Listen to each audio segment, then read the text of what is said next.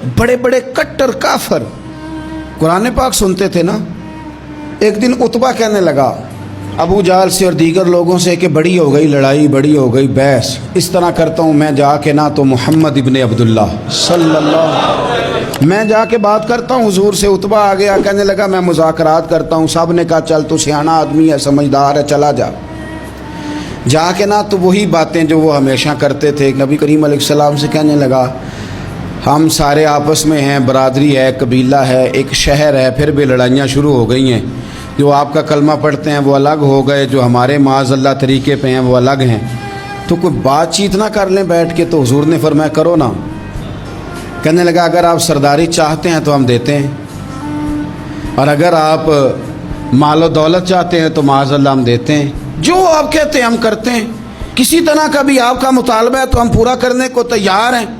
तो आप बता दें हम वो कर देते हैं। वो बड़ी उसने लंबी चौड़ी तकरीर की, जितनी आफरें गिना सकता था गिनवाई।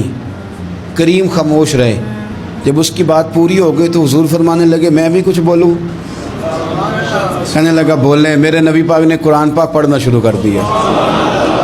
चंद आयतें पढ़ी, खड़ा था, बैठ गया, फिर उठ पड़ा। कभी उधर जाता है कभी इधर आता है। हुजूर ने तिलावत ख़त्म की, कहा कोई बात करनी है? कहने लगा नहीं मुझे इजाज़त दे दे। वापस गया।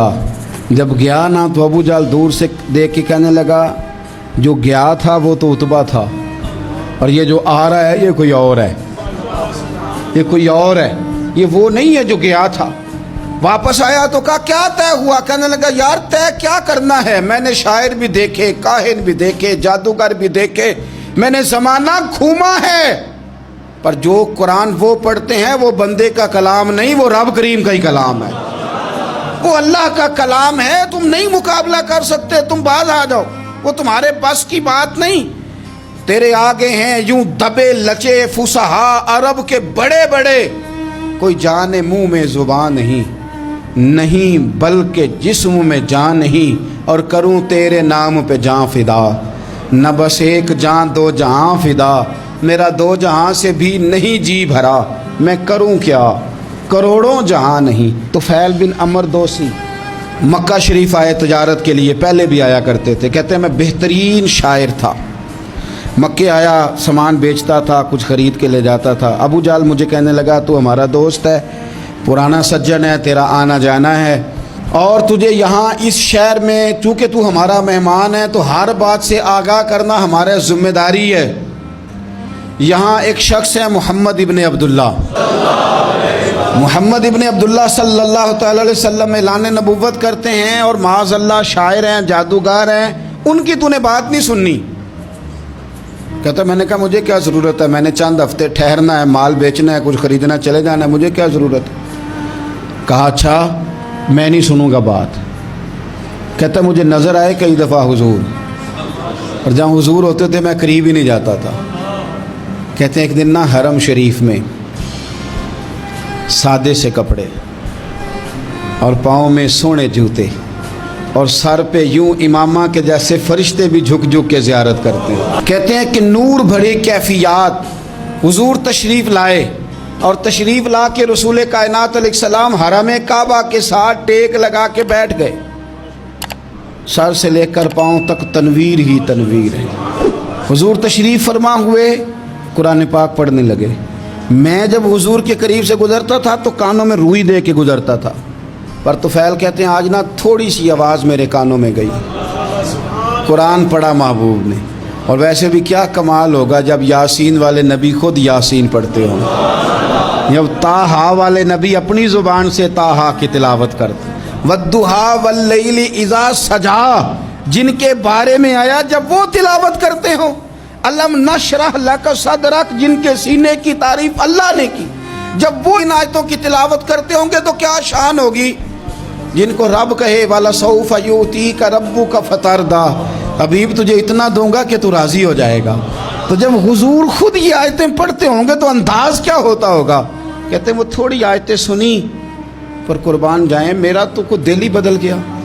मैं बड़ा बेहतरीन शायर था, लफ्ज़ों के तराशे मुझे खूब आते थे, अल्फाज के बामोदर से मैं आगाह था, अच्छा अदब मैं जानता था, पर मैंने कहा ये कलाम یہ انداز، لو انزلنا ھذا القرآن علی جبل لرأیتہ خاشعا متصدعا من خشیۃ اللہ، یہ انداز پتھروں پہاڑوں پہ جائے تو وہ ریزہ ریزہ ہو جائیں.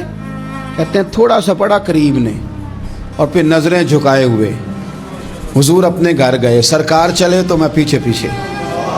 حضور گھر میں چلے گئے تو میں نے دروازے پہ دستک دی، باہر آئے، سلام لی. میں نے کہا محبوبہ وہ جو آپ پڑھ رہے تھے تھوڑا اور نہیں سنا دیتے، تھوڑا اور نہیں تلاوت کر دیتے؟ کہتے ہیں رسول پاک نے نا پھر قرآن پڑھنا شروع کیا. میں کبھی بیٹھتا تھا کبھی اٹھتا تھا.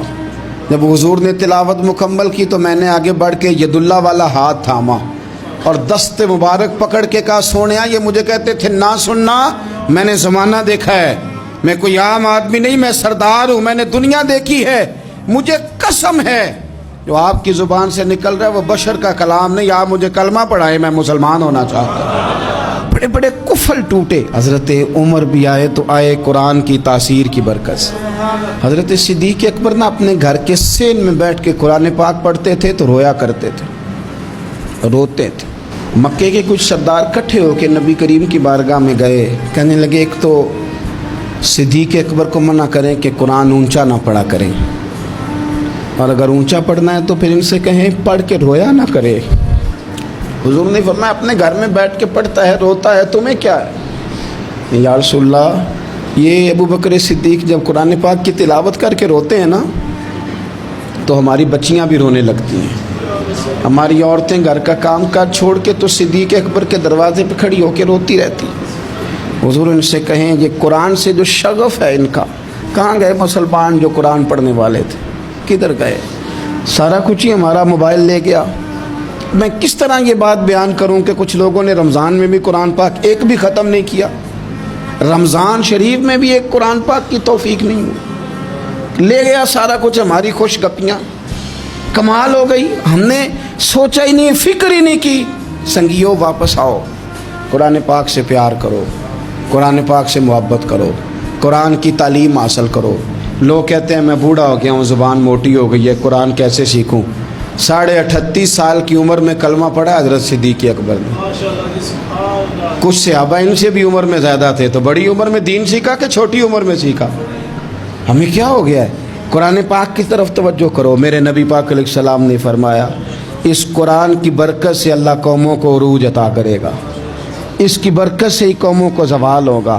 حضرت عائشہ صدیقہ کہتی ہیں حضور رات کو نماز کی نیت باندھتے تھے تو ایک ہی آیت پڑھتے تھے ساری رات، ایک ہی آیت پڑھتے رہتے تھے، روتے رہتے تھے. اور جب حضور روتے تھے تو جس طرح ہنڈیا ابلے تو آواز آتی ہے، اس طرح حضور کے سینے سے آواز آتی تھی. جبیر بن مطعم کہتے ہیں میں بدر کے قیدیوں کے بارے میں بات کرنے آیا حضور سے، تو نبی پاک مغرب کی جماعت کرا رہے تھے. جب میں مدینے پہنچا تو مسجد نبوی کے باہر کھڑے ہو کے میں نے حضور کی تلاوت سنی. فرماتے ہیں بس میں تو بات کرنے آیا تھا نا، تو وہ آیتیں سنی تو مجھے یوں لگا مجھ پہ بجلیاں گر رہی. کون ہے جو میرے دل کے کفر اور کفل دھو رہا ہے؟ بس قرآن سنتا گیا اور رب مجھے ایمان کی توفیق عطا فرماتا گیا. میں نے کلمہ پڑھ لیا، مسلمان. قرآن ہی ہمارے ہر مسئلے کا حل ہے.